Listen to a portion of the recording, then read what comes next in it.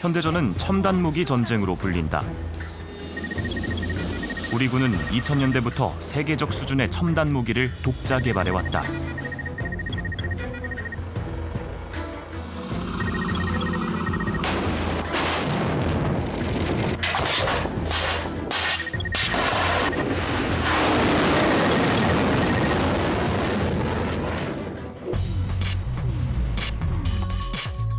미래전 준비도 한창이다. 2030년까지 도입 예정인 인공지능 기반 전투체계 아미타이거 4.0. 전투 장비들이 하나의 네트워크로 연결돼 실시간으로 정보를 수집하고 대응한다.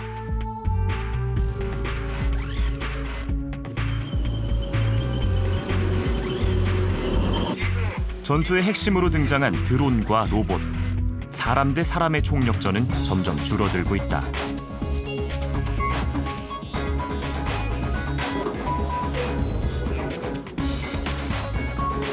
병사 개개인의 전투 체계도 강화된다.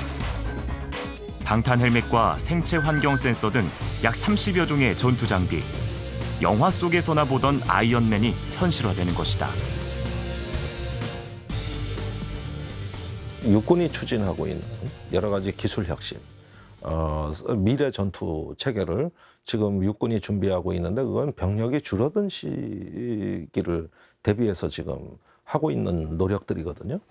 그다음에 장비에 소요되는 인력도 대폭 줄어드는 걸로 지금 새로운 장비 체계가 출현하고 있습니다. 그렇게 하면은 싸우는 방식이 달라지고 전술이나 교리가 달라집니다. 그래서 상당한 수준의 장비 보완이 돼서 스마트 체제로 군대의 기능과 원리가 달라져야 됩니다.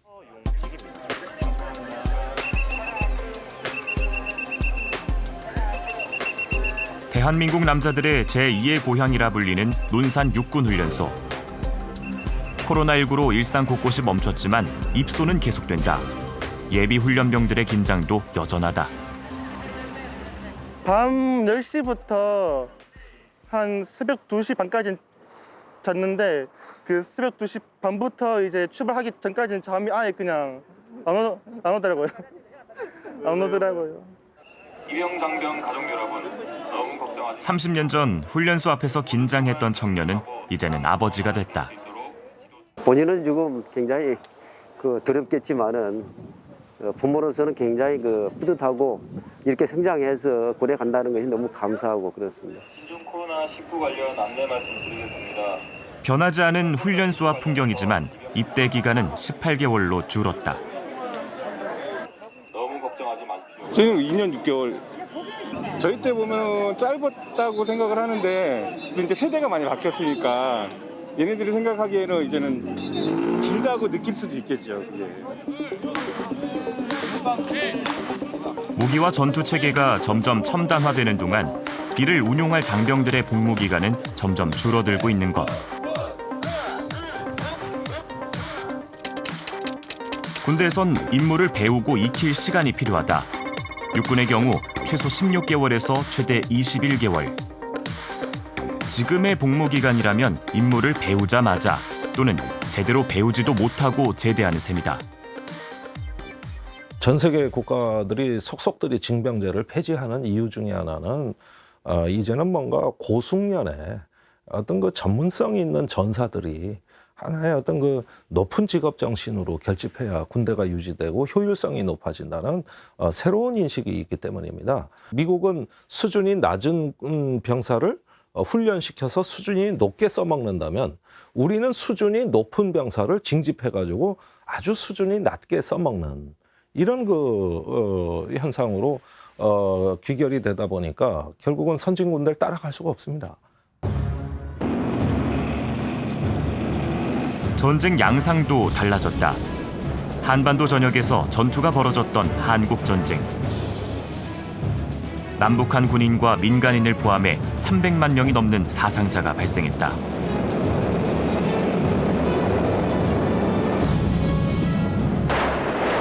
병력 수가 곧 전투력인 전쟁. 우리는 많은 인력을 쉽고 빠르게 모을 수 있는 징병제를 택했다.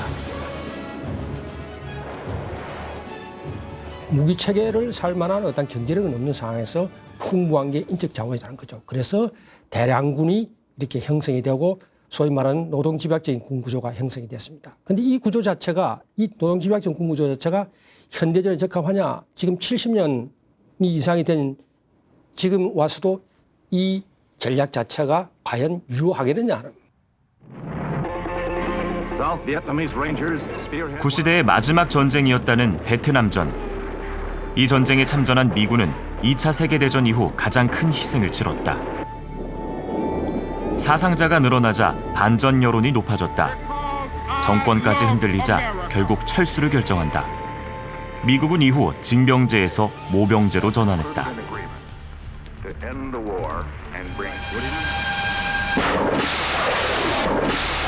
새로운 전쟁의 시작을 알린 2003년 이라크전. 26일 만에 승부는 사실상 결정됐다. 압도적인 전력으로 적의 심장부를 타격하고 초기의 승부를 보는 방식이었다. 수많은 희생을 담보로 하는 전쟁의 시대가 가고 현대전에선 최첨단 무기가 전면으로 부상했다. 미래의 전쟁 양상이라는 것도 기계화와 자동화의 속도가 갈수록 빨라질 수밖에 없어요. 머릿수로 전쟁한다라고 하는 이거 이미 다른 나라들 많이 탈피했는데 우리는 여전히 거기에 좀 함몰되어 있는 것 같아서 좀 안타까운 생각이 드는 거죠.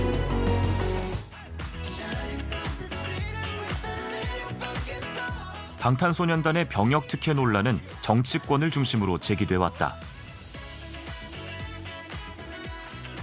병역 특례 기준이 국위 선양과 국가적 이익이라면 두 가지 모두 빠지지 않는다는 것이다. 경제적 가치에 대한 구체적인 액수까지 언급됐다. 빌보드 차트 1위를 기록하면서 1조 7천억 원의 파급 효과를 단숨에 가져왔습니다. 한류 전파와 국위 선양의 가치는 추정조차 할 수가 없습니다. 이제 우리는 BTS의 병역 특례를 진지하게 논의해야 한다고 봅니다. 정치권에서 논란을 부추긴다는 비판 속에 함구령까지 내려봤지만 국민들께서 보시기에 편치 못하시고 BTS 본인들도 원하는 일이 아니니 이제는 서로 말을 아끼셨으면 합니다. 각 기관의 정책 및 현안에 대해 국정감사에서도 불씨는 꺼지지 않았다. 병역 특례 문제도 저는 전향적으로 검토할 필요가 있다고 보고요. 다만 그것은 또 저희 문체부만이 아니고 또 국방부나 병무청 등 관계 기관들하고도 또 국민들의 정서 이걸 고려를 해야 되는데 여러 가지 사회적 공감대가 많이 형성이 돼야 되는 건데 저희들 현재 판단으로는 병역 특례를 고려하고 있지는 않습니다. 이제 연기 이런 정도는 검토를 같이 해 나가는 것도 의미가 있다 이렇게 판단하고 있습니다. 정작 당사자는 병역 의무 이행을 공언한 상태에서 논란은 지속되고 있다. 병역은 당연한 의무라고 생각을 하고 있고 나라의 부름이 있으면 언제든지 응할 예정입니다.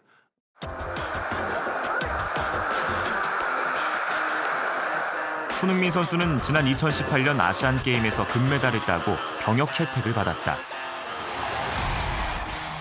만약 결승전에서 패했다면 물오른 기량을 뽐낼 시기에 2년간의 공백이 불가피했다.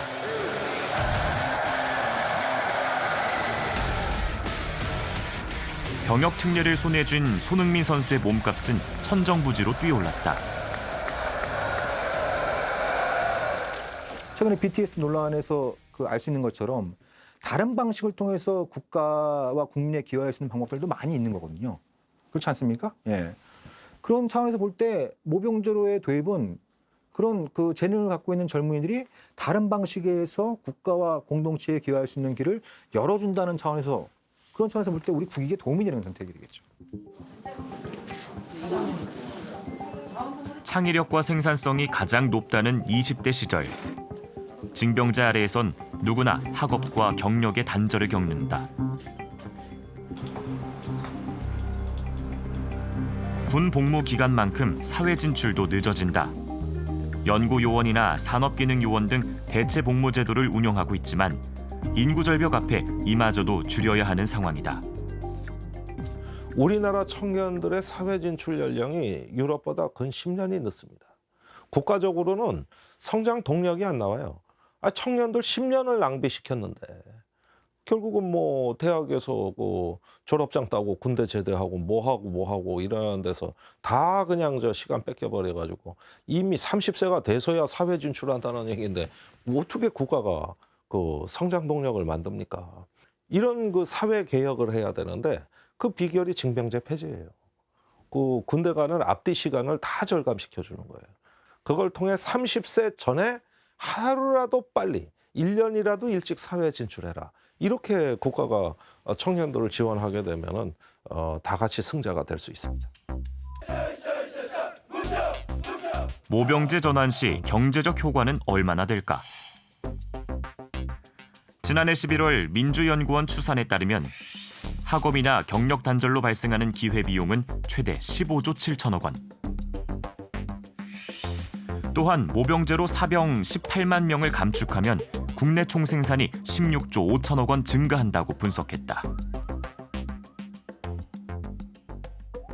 과거에는 인력이 풍부하고 국가 경쟁력에 대한 개념이 좀 부족했기 때문에 국가 인적 자원의 효율적 활용이라는 그 개념 자체가 좀 부족하지 않았습니까? 그런데 지금 와서는 사회적 비용이 너무 커서 앞서 말씀드린 대로 징병제가 상대적으로 값싼 제도다라고 하는 것은 유효하지 않다는 겁니다.